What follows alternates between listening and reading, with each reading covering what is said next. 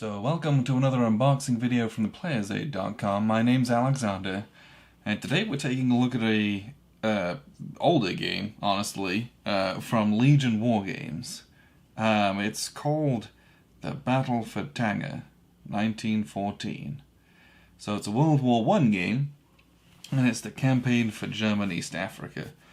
It comes in a little, 1 inch, 1.5 inch box, really nice little tight, small thing. And it's a World War I game, well, let me flip it the right way around, that covers its Commonwealth landings in German East Africa to try and take the port of Tanga. And I saw it on the website. I thought it was very interesting. Anything that involves British Commonwealth is always, especially in the First World War, that isn't Western Front is always fascinating, very underrepresented in a lot of mainstream history and culture. So, great way to engage with that part of history. I'm hoping just to see something a little bit fresh and different on the table. This is a game about 5 years old, and when I ordered it, Randy, who owns Legion Wargames, he was careful to remind me. He's like, it's an early project. It's a little bit more complex than it needs to be. He was hoping it could be a bit more streamlined, but there was some interesting design development aspects to it. But knowing that, I'm still excited to engage and see what this can provide. So let's crack it open. We got ourselves a 2-player game here. Legion provides bag of bags with 2d6, as they do in most of their games as well. And we have the rules of play. That's a scenario book. That's some fun history. Great. So the rules are about, well, including the bag is 20 pages.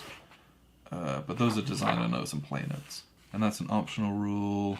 So really, rules-wise, about 18 pages. And this is kind of their older style. Their new rule books are very, very nice. So this is black and white on plain paper. There's some illustrations, is what I'm going to call them. But most of it is text and charts. It's decently spaced, so really it's not as many rules as you might find in some other games, but 18 pages, not bad. Hopefully it should be fairly easy to get to grips with.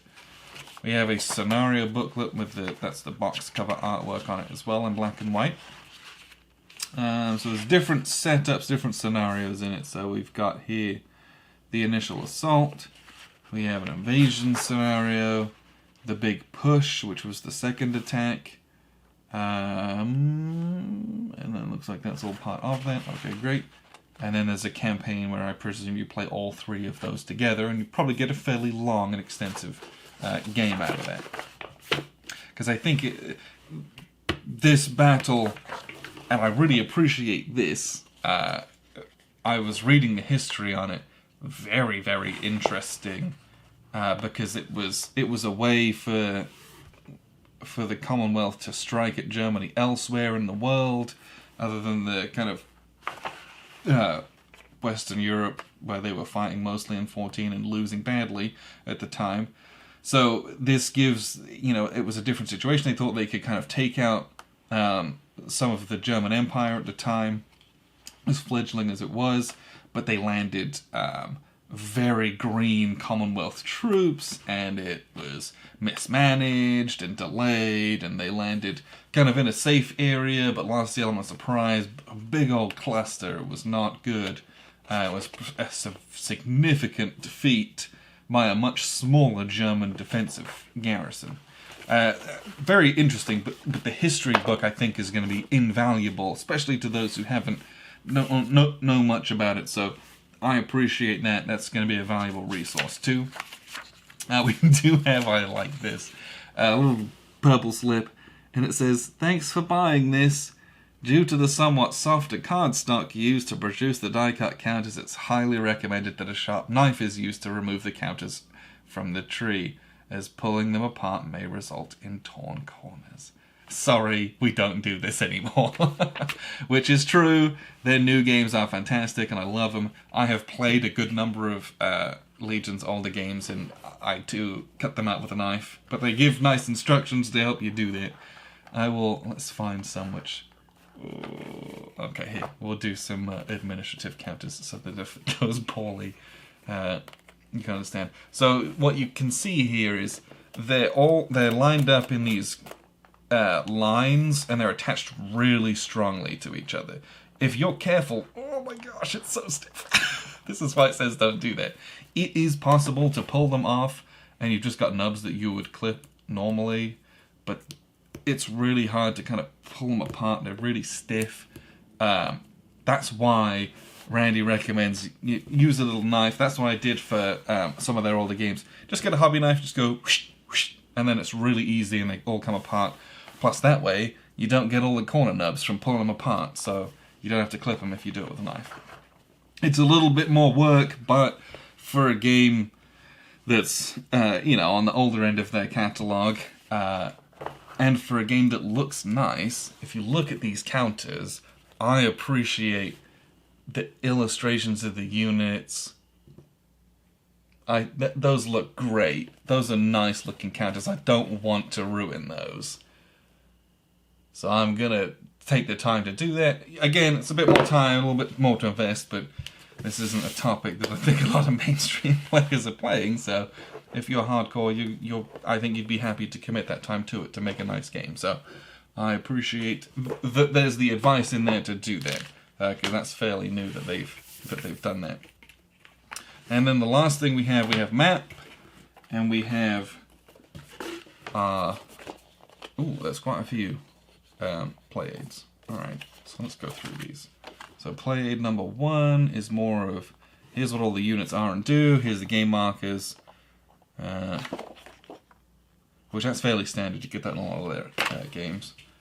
You shouldn't need that once you've just kind of glanced through and read the rules.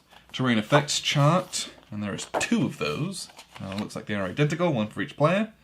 You got a little artillery scatter chart as well, but it's just different movements for the different factions on all different types of terrain and their different fire combat modifiers and bits and pieces. So that's going to be integral, which is appreciated. Then we have here a British and German formation breakpoint level track. Presumably in our formations, as they take losses, they might move down the track and at some point break. Not sure. But that's nice that they provide those. And then we have a singular play aid here, again single-sided. We have our combat procedure chart, rifle and MG fire, and then a melee check procedure as well. So this is going to be help as a rules reference, which should keep play going along nicely and don't have our head in the rules. So let's take a look at the map. You can see already, right, this is 22 by 34. Look how big these hexes are.